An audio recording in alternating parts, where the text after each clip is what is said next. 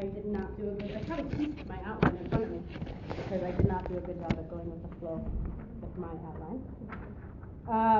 Oh sorry, okay, so yes, Mrs. Stern said the basic drill. I just want to reiterate again, anytime somebody comes to speak, I never was a speaker, somebody just like asked me to do it once and I don't know what, I think what I'm talking about kind of people connect to, because who doesn't have, in what your eyes is a challenging child or a challenging student. But I cannot train anybody, and this takes a tremendous amount of time. But if you could get maybe a touch of something from hearing me today, which can get you to delve deeper and read and look up and research and all of the above, I hope that I can help somebody, because this has definitely changed our life. I'm going to give you, we don't have a lot of time, and this is impossible to give over everything I have in 3 minutes, but just to give a little bit of background, I'm a mother of 4, and our firstborn is our challenging child. He's now 7 years old, our family thriving child, and for the first couple years of his life, we blamed ourselves when he was biting and hitting, and we tried every explosive tantrums, throwing things, what are we doing, something's not going right. And it took 2 things. First of all, really, I'm a very sort of like a type A type of person. Like I learn something, I research something, and I'm really good at follow through, almost a little neurotically. So it wasn't the implementation of things at home, and it wasn't any of that type of thing. I was really learning these methods well. They just weren't working for this kid. If anything, it was getting worse. And another thing we noticed is that our other children, and they didn't have these same issues. They were really different, much more easygoing, go with the flow, made friends really easily. I didn't have to be like a hawk with them on the playground. I wasn't constantly apologizing and biting and kicking and punching. And parent-teachers conferences with my firstborn were like, wanted to cry. The teachers tried to sugarcoat things, but how well can you say that he's extremely socially immature? And when he was about 4 or 5, he didn't have any friends. He really didn't know how to get along with kids, and these were all very disheartening and just sad. And it was extremely stressful at home because we really realized we had an issue at hand. He was already 5 years old and the oldest of 4. He needed fast. Before I go into the method which really changed our lives, a couple of things we picked up is the front your thing. It says making life work with a challenging child. That we're not going to change our many methods, especially the good ones, take a long time to implement. And what we need to learn to do as parents, and if you're a teacher, as an educator, to work with our kids. And many times you need to adjust your personal life or your classroom, we're talking about parenting, around this child. So if I'm a super go with somebody mentions, and I'm like, oh great, that sounds cool, well, how will that work for my children? And for certain ones of them, that might not work. They need the rigidity, the consistency to know what to expect. If you're in our life on shlichus, we couldn't run the babysitter because him on public display with a lot of people was a disaster and actually embarrassing. So you want less embarrassing moments. With certain kids, this environment doesn't work. He doesn't need to come, and it's not a punishment. If you do A, B, and C, you're not going to come. It's planning ahead. This doesn't work for you. You're going to go to the park with so-and-so, which is so much more fun for you than needing to be on show with 35 other children. Because that doesn't work. The second thing is consistency. And even if you're not a type A type of person, whatever you're going to do, you need to really do and follow through. And if you're choosing a method, you need to follow through. This is with all children, even not our challenging children. Consistency is extremely key. Even if you said something that you didn't mean, you consequenced them when you didn't mean to, consequences you did out of anger, you didn't really think through it. If you said it, you need to go through with it, because they need to know that you are their anchor and somebody that they can trust, and to really follow through with it. And the third piece is that change doesn't happen overnight. And some of you might come into my house and watch my 7-year-old think he's made progress. This kid is impossible, which actually really not one day. And I'm joking to my husband, I'm giving progress we've made with this 7-year-old, and this was nobody should have come to our house on Shabbos and watched what was taking place here. But with this child, this was considered every day that looked like Shabbos just looked like. It's not every moment, it's not every situation. We had a bad day, which we all have bad days sometimes, and that's okay. But the change takes a long time. You look about Tikkun Hamidas and Chassidus. It doesn't happen overnight. It takes a tremendous amount of inner work to change your personality. And the third piece, before we go into the CPS, the raw screen piece, is the blame-shame game. How many of you in here have a challenging child? How many of you have other children who are not challenging? And if we can recognize it's not our fault. You didn't create this child. You didn't give this child these issues. Hashem created this child with their strengths and weaknesses, put them into your family because you had the tools to help this child. Could you be doing things differently? Probably. Can you make changes at home which will help this child? For sure. We always can. But his issues or her issues are not your fault. And we have to stop blaming and shaming ourselves. And how many parents that I talk about how they're embarrassed to discipline in public, or how embarrassing it is to go to school because they're hearing the reports, or how embarrassing it is if somebody's in the house and watches this child having a tantrum. Are you tantruming? Well, how are you dealing with that tantrum? Are you dealing with it in a calm way? Are you being consistent? Are you being... Well then, why are you embarrassed? Tantruming. The kid is tantruming. And to take the shame and blame off ourselves, when we were able to do that at home, it like took this huge yuck off our shoulders. It was like, it's one thing to have the kid and have to deal with it, and then the next thing is to be embarrassed of the way everybody's judging you. No one's judging you. Everybody has their own pipeline and their own whatever everybody's thinking. Your issue, what you have in your hands is how to help and empower this. Also, which I know some people are anti this, but I am a firm believer that certain children, not all, and it's not step one, but certain kids need medication to help them and need a real professional. And there's certain kids that even if you read 100 parenting books out there, they might not give you the answer until they have the medication that they need, and then suddenly all the work that you put into this child, he or her are finally able to be a Kaylee for it. Just like certain people, you're not going to take away somebody's diabetes medication because you can prevent it, or you can be proactive, or if the person needs diabetes medication, they're going to get it. And for certain children, not all, there's way too many children on medication that don't need to be, but certain children do need it, and it's their lifeline to function normally. But with that all said and done, I'll talk a little bit about this one particular method which has changed our lives. When our son was about 5 and a bit, and neuropsychological evaluation and got a real diagnosis, which was anxiety. Most of the world can be diagnosed with anxiety because there's a lot of things to be nervous about, and anxiety is a very general term which they're probably throwing out more often than ADD. It's an even easier thing to diagnose. And we were like, okay, we're really stuck. We're going forward, backwards. Our kid is 5, but looks like he's even bigger. He looks like, he's 7 now. He looks like he's 9 or 10. He's really tall. He's strong. The offenses in school were going from bad to worse. Teachers were getting kicked. We were getting hurt. And we need to do something. And nothing we tried was helping. And we have the school that I work in has, over the summer, the teachers all get together and we have a educators book club. And somebody brought in a book, I have it over here, it's called Lost in School, which is Ross Green's book for dealing with the teacher's version of the explosive child. When you have this kid in your class who's the regular things aren't working for. And a teacher there mentioned there's a parenting book on it, and I'm like, what's the name of the child? And I'm like, that is my kid, the explosive child. The thing that doesn't go right in this kid's life is World War III. And I picked it up immediately. We have our book club at a library. I got it right then and there, and I couldn't put the book down. Finally, there's a book that's teaching me, helping us get to the root of the issue. Everything else is a Band-Aid. Putting a kid in a timeout is a Band-Aid. He gives the method, Ross Green, of a child with a reading disability. If anybody's in education, when a kid is struggling in school, we don't punish them because they can't read. And if they're having comprehension issues, it's not a punishment issue. We go so deep with these kids. There's unbelievable exact roots of the issue to why this kid can't read.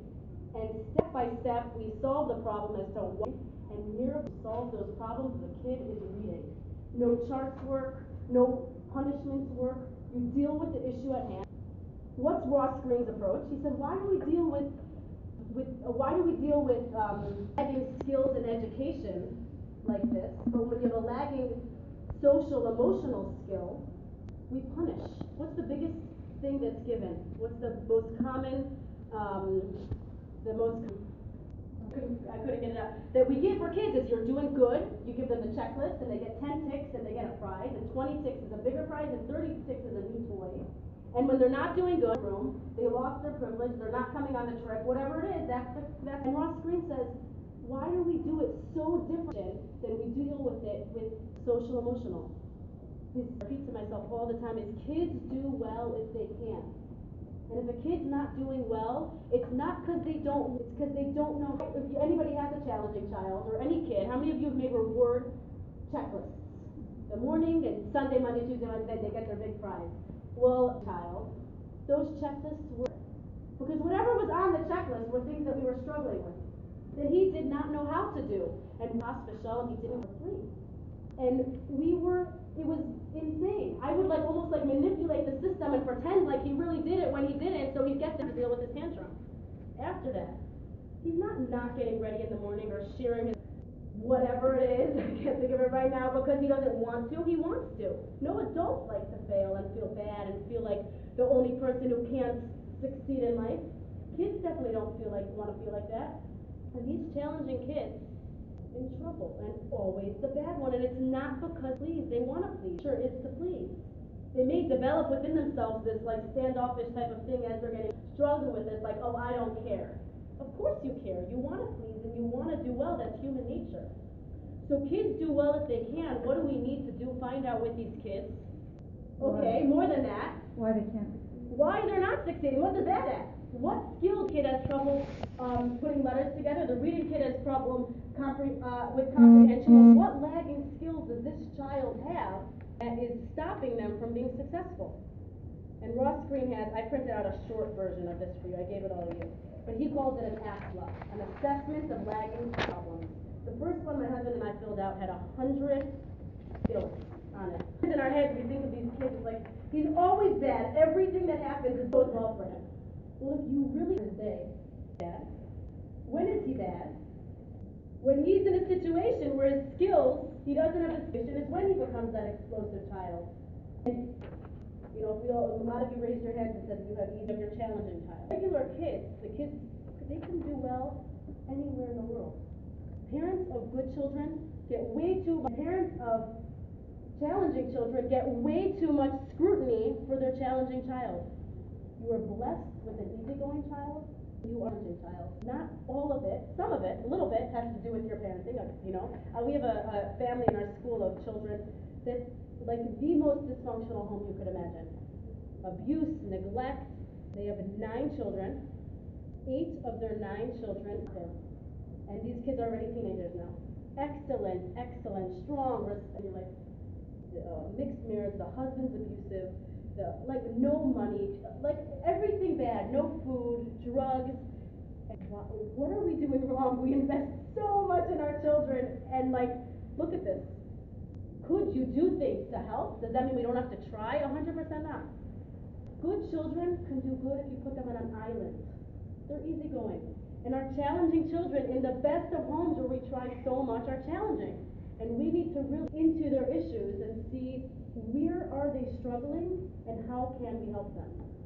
And when we filled out our first thing, it was much longer than this, we highlighted 30 of the 100 skills. And when we first looked at ourselves, he was lagging in 30 social emotional skills. We learned how to solve problems in this method. We're never going to do it. But then we looked at it and said, these skills, which other children sometimes have a hard time with, there's 30 skills that he has a hard time with. Then what happened is we chose 3 skills that were not even the most disruptive to his life, because if we were looking at his life, we probably would have focused more on social skills. But we chose the 3 skills that for us were making our life a disaster. One of those skills being, husband's at Shoal, we're starting this, I had a nursing baby and 3 other children. My 5-year-old needed to be independent in the morning. And our lives impossible. Not getting ready, crying, screaming, wanted me to do it for him. We were late every day, and it was stressful for the whole family. And we live in Wisconsin winter, and I'm neurotic about car seats, so we were taking coats on and taking coats off, and it was by the time we went to school, me and all the children were ice. So that was one of the key things we needed to solve. So what was I doing up until now? Then, reward and consequence. A good morning got a reward, and a bad morning got a consequence. And we learned this method, and I said, okay, I'm trying to ask this. So there's 3 ways to solve a problem, which we can all come up to deal with the problem. What's the first way?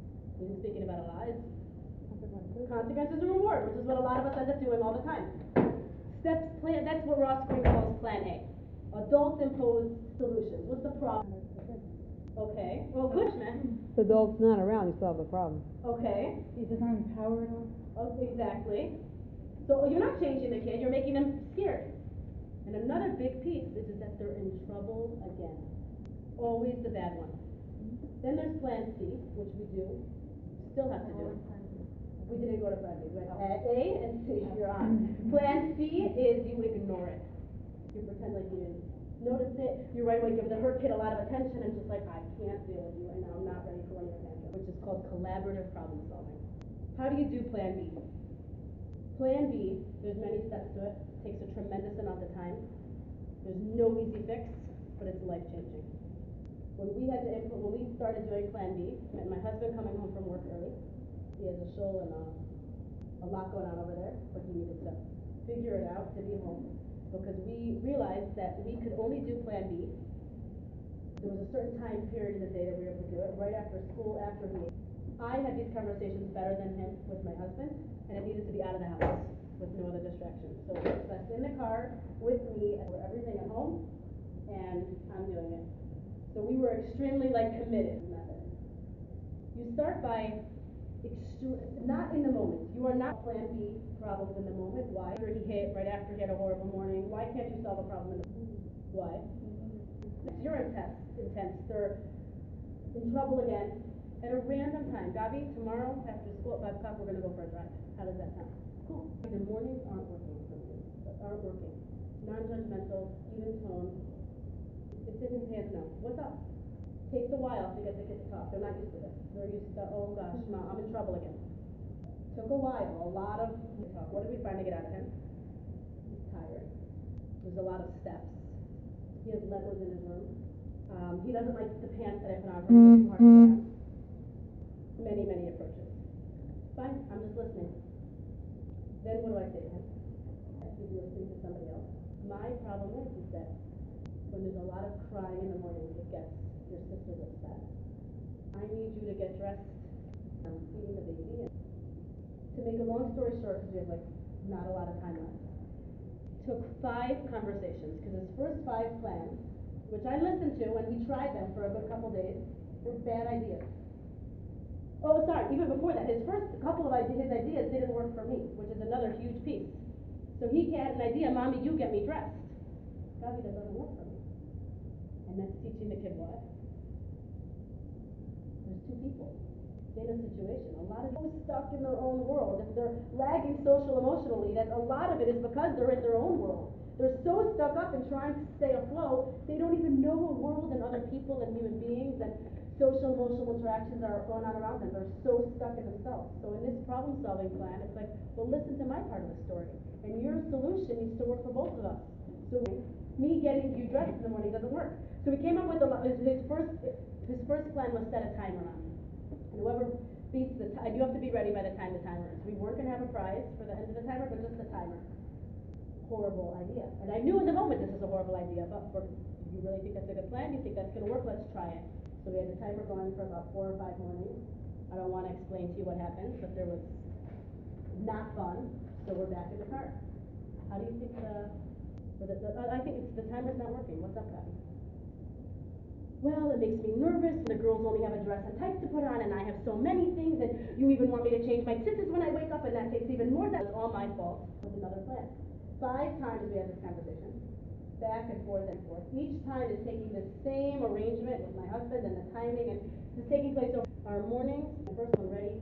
Here's the plan that when he's ready on time, he can eat breakfast at home, which is like a big treat instead of in his early care.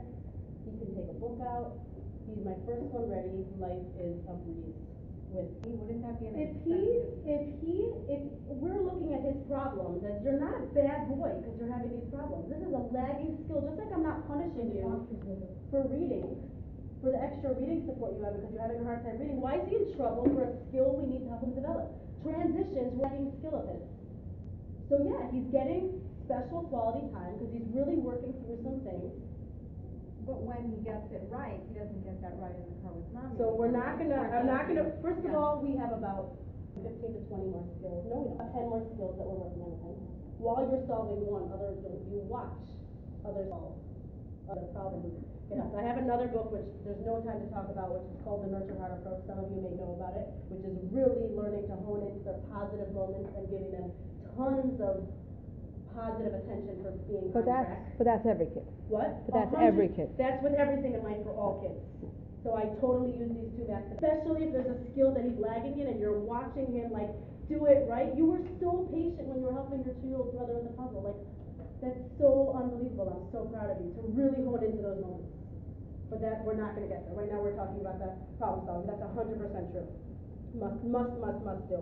So while you're solving these problems, you're helping him with so many life skills. Which I felt for our child was the biggest piece, and to show him that you have the skills and the resources within yourself to be intuitive and to be resourceful and to problem solve and to do all of these things, to listen to my opinions, to be reflective. All of these things which are so hard for many adults, we're training 6 and 7-year-olds, 5, 6, 7-year-olds. I use this with my 2-year-old at home. You're super crunchy. You're like crying a lot. What's up with that? Unbelievable. That's what you need right now. Let's do it. You want some quality time, and to give him, to help him be reflective. If we say something like, I want a cookie, well, that doesn't work because we're not having cookies right now, but what else can you do? What's another solution to why you're being so sketchy? And you're teaching them from an extremely young age to be reflective, recognize their needs, and work on their inner and interpersonal. Are we like done? I want to share. What do we have to? 2 more minutes. 2 more minutes. So I'm not going to share about my student, but I use this as well in school. It takes a lot of time. It takes arrangements with other teachers, somebody to come cover my class. If I have a kid that I need to really work through something with. But 100% helps in a school setting as well. And another huge piece is that this is merged with other parenting skills for sure. Could be, yes. The Nurtured Heart approach is extremely helpful. But teaching the kids to problem solve and be reflective is huge. And I want to just end on this note that as Yidden and as Hasidim, we're very blessed because we have Hashem and the Rebbe that we can lean on for support. And in the hardest of moments, when I used to beat myself up, which was my old coping mechanism, and what are we doing wrong, and where's this kid going to pull out of his head, to never ever I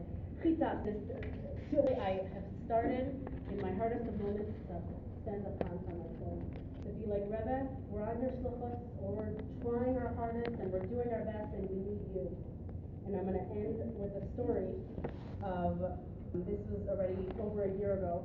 I came home from a parent, I don't even remember, teacher something. I was out of the house at night, and I left the house relatively calm. The kids were my husband was going to put them to bed, and I come home, and one room is smidge out of the couch, and I just took one look at him, and I'm like, I said, okay, so what's going on now? He said he's in his room, and he probably needs some love. So I go upstairs, and Gabi looks like he's just been crying, big tantrum, and he's just laying in his bed. And I kind of went up there, and I just started rubbing his back. And I'm sitting on his bed, and my eyes catch a Rebbe picture, which is always on his room, and it's always there, you don't notice it. And I'm rubbing his back, and I look at the Rebbe picture, and the Rebbe, as always, when you look at the Rebbe picture, looks right back at me. And I have tears streaming down my face, what on earth is going on? What are we gonna do? This kid's getting bigger, we're making progress, but wait. And the Rebbe looks at me, and the picture, which is more of a serious picture, turned into this big, okay, Rebbe, you got it. And not 10 seconds later, Gabi turns to me, and he says, Mommy, when we're going to the aisle, what's the fastest way to get down? Is it quicker if you take the ramp or if you take the stairs? And that was Rebbe, you've got this kid, we're still struggling, but there's a light at the end of the tunnel, and when we are trying and never giving up to do what's best for our children and to help them find, the biggest key here is that you're finding the strength within them and really building them deeply to become the best kids that they can be. Can you share the method that actually worked in the end? What did he choose? He chose to be woken, and that was it. So he's woken up about 5 minutes before everybody. And he came with kind of reward system that it wasn't a reward, it just kind of, I'm ready and I have time, and I watched Negavasar and said, Brachais, can I read a book? 17 minutes, so we have to bring it back. What? That was one of our methods. Didn't work for him. He needed mommy to come and wake him. We tried that one. Definitely on our list. But every kid needs something different, and for the kids to recognize what they need to make it work for them. And if you said it, and you wake you up first, well, it happened. We wouldn't have chosen it, we would have said it's for you. That's another big piece we don't get to, is that, yeah, these solutions are their solutions, so they're more empowered to make it work.